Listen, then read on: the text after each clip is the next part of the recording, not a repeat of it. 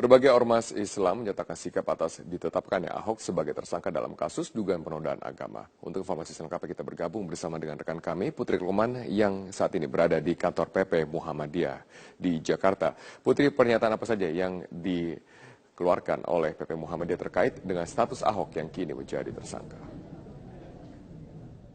Ya Robert, 10 menit lalu pernyataan sikap baru saja disampaikan dari organisasi masyarakat Islam pusat yang ada di Indonesia. Lebih dari 10 ormas Islam menyampaikan sikapnya atau pernyataan sikap atas penetapan tersangka Basuki Cahayapurnama atau Ahok dalam kasus dugaan penistaan agama yang sudah diputuskan oleh pihak kepolisian. Tadi sebagai pembicara adalah Din Samsudin yang merupakan Ketua Dewan Pertimbangan MUI, dan pernyataan sikap disampaikan oleh Ketua Umum Pengurus Al-Wasliyah Yunar Yusuf. Ada 5 pernyataan sikap yang disampaikan dari seluruh perwakilan organisasi masyarakat Islam pusat di Indonesia. Yang pertama, mereka menyambut baik atas penetapan tersangka disampaikan pihak kepolisian kepada Basuki Cahayapurnama atau Ahok. Kemudian mereka mengapresiasi langkah pihak kepolisian yang sejak kasusnya bergulir melakukan atau menindak kasus ini secara cepat, berkeadilan dan juga transparan, serta mengapresiasi Presiden Joko Widodo yang sejak kasus ini bergulir dan sudah menyatakan tidak akan mengintervensi. Ormas Islam ini juga menyatakan akan mengawal kasus Basuki Cahayapurnama Ahok hingga kasus ini menjadi terhukum, atau mereka akan terus melakukan atau mengawal kasus ini dari mulai nantinya jika Ahok mengajukan pra peradilan, kemudian pada kasus pengadilan, dan juga sebelumnya nanti penyidikan pun akan tetap dikawal oleh ormas Islam. Yang keempat, mereka juga mengatakan kepada seluruh masyarakat Indonesia untuk tenang dan tidak terprovokasi atau tidak menerima pendapat atau pernyataan-pernyataan negatif yang akhirnya menimbulkan kembali permasalahan.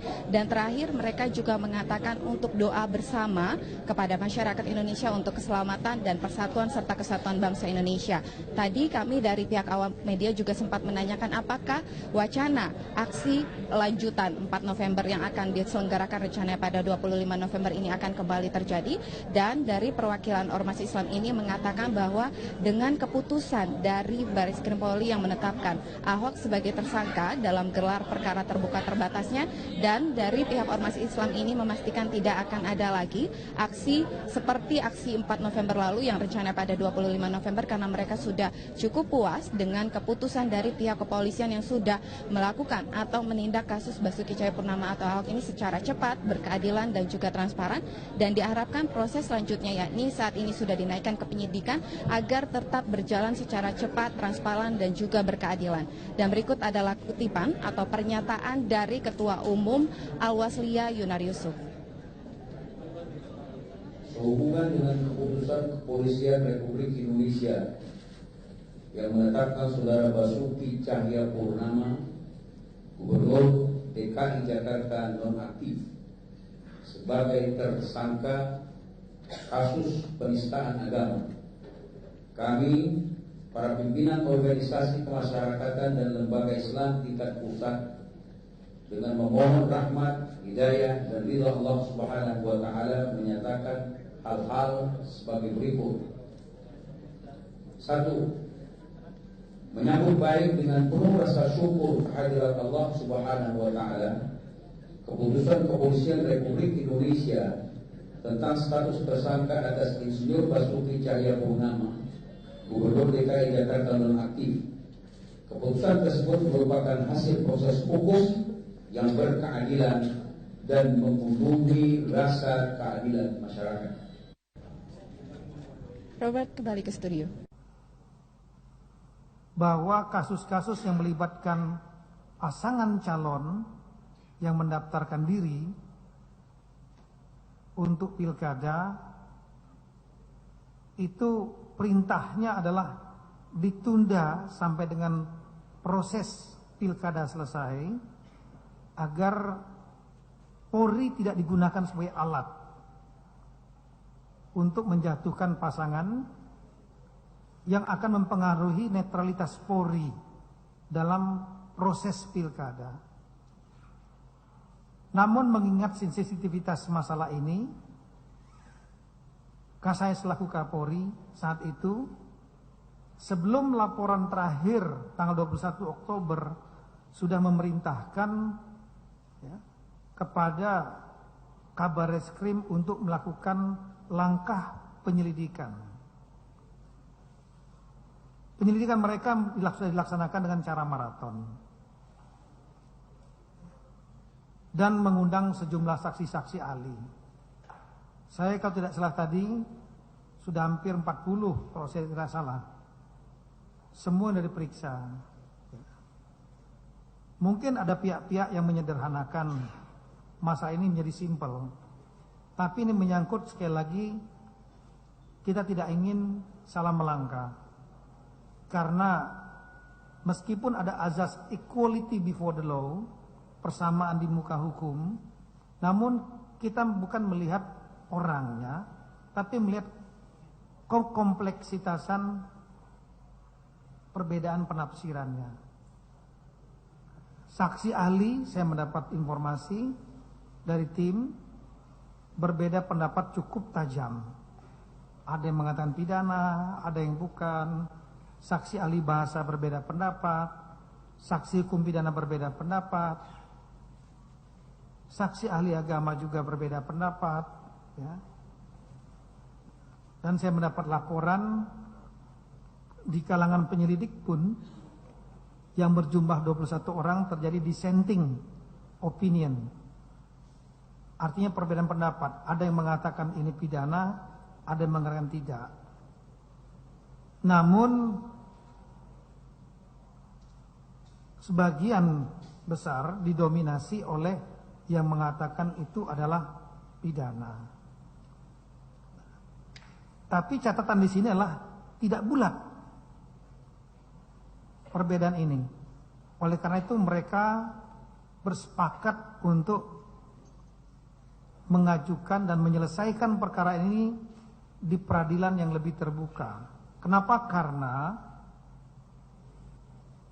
tadinya kita ingin gelar perkara itu, Bapak Presiden meminta agar gelar perkara itu lakukan secara terbuka, live. Semua warga negara Indonesia bisa memahami dan melihat. Namun karena ada beberapa kritikan dari beberapa ahli hukum yang berpendapat bahwa proses di tingkat penyelidikan dan penyidikan itulah proses yang bersifat rahasia, tidak terbuka, maka sebaiknya dilakukan tidak live, namun tertutup dan diberikan kesempatan kepada semua pihak, pelapor, terlapor, pengacara mereka, dan juga pihak-pihak netral. Kita sudah mengundang Ombudsman, mengundang Kompolnas, bahkan Komisi 3 DPR. Namun Komisi 3 DPR membuat surat resmi ke kita, mereka tidak ingin lembaga legislatif mengintervensi lembaga yudikatif. Karena Polri ini satu kaki kirinya ada di tangan di bawah eksekutif, di bawah presiden, satu kaki ada pada yudikatif, yaitu sistem hukum. Oleh karena itu Komisi 3 melalui ketua menyampaikan tidak akan mengirim tim, mempercayakan sepenuhnya kepada proses yudikatif.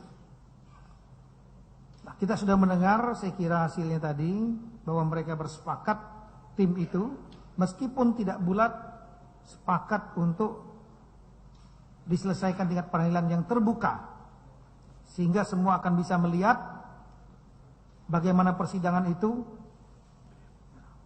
Mungkin persidangan terbuka seperti kasus-kasus sidang Jessica misalnya, semua mata bisa melihat kesaksian, pendapat, dan lain-lain. Kita serahkan kepada hakim yang akan memutuskan. Oleh karena itu, untuk menuju ke arah itu, tim sepakat untuk menaikkan perkara ini menjadi penyidikan dimulai dari hari ini dan akan mempercepatnya. Dan setelah itu tadi sudah disampaikan menetapkan terlapor Saudara Basuki Cahayapurnama nanti sebagai tersangka, dan kemudian dilakukan pencegahan untuk keluar negeri. Ya, dalam bahasa awamnya kadang-kadang disebut dengan cekal. Sebetulnya beda antara cekal itu ya. Pencegahan itu adalah orang dari dalam negeri tidak boleh keluar negeri. Kalau pencekalan, orang yang sudah di luar negeri tidak boleh ke dalam negeri. Nah ini saya menghargai upaya ini. Sekali lagi, mereka bekerja berdasarkan undang-undang, bukan atas perintah atasan. Saya sudah memberikan kewenangan penuh kepada mereka sesuai dengan undang-undang pasal 4 dan 5 KUHP, saya ulangi KUHP, tentang kewenangan dan tugas daripada penyelidik. Kemudian saya juga menyampaikan bahwa Bapak Presiden dari awal sudah mengatakan silakan laksanakan proses hukum, silakan ikuti aturan hukum, tegakkan. Dan beliau tidak ingin mengintervensi hukum, karena beliau paham apa yang dilakukan polisi saat ini adalah proses dalam kaitan dengan domain yudikatif. Bapak Presiden adalah pimpinan eksekutif, jadi adalah domain yudikatif, sehingga sekali lagi penyelidik bekerja secara independen sesuai dengan kewenangan yang diberikan oleh undang-undang pada mereka. Dan saya selaku pimpinan Polri tentu mengapresiasi ini, menghormati kewenangan keputusan yang diberikan, keputusan yang dilaksanakan oleh mereka berdasarkan kewenangan undang-undang ini, dan tentunya ikut mendorong proses hukum dilaksanakan dengan secepat-cepatnya.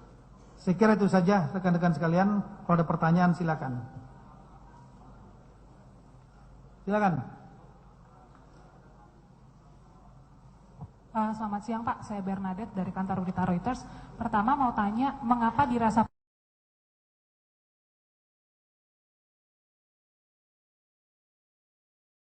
dana dari perbankan terkait rencana aksi tanggal 25 November?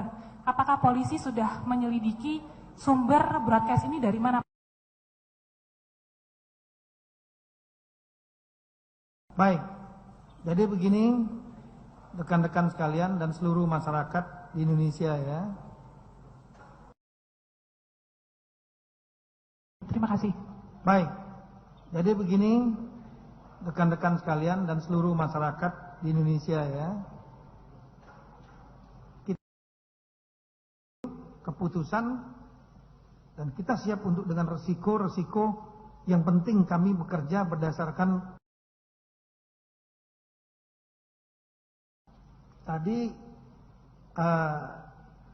disampaikan mengenai masalah demo dan lain-lain. Adanya demo-demo yang memanfaatkan momentum ini dalam rangka untuk agenda yang lain. Agenda-agenda, silakan proses hukumnya kita kawal bersama nanti di peradilan terbuka, dan saya sangat yakin masyarakat Indonesia menghendaki. Namun tentunya saya sangat yakin juga masyarakat Indonesia cinta akan demokrasi, masyarakat Indonesia cinta akan damai, cinta akan NKRI, cinta akan kedamaian, dan tidak ingin ada aksi-aksi kekerasan, aksi-aksi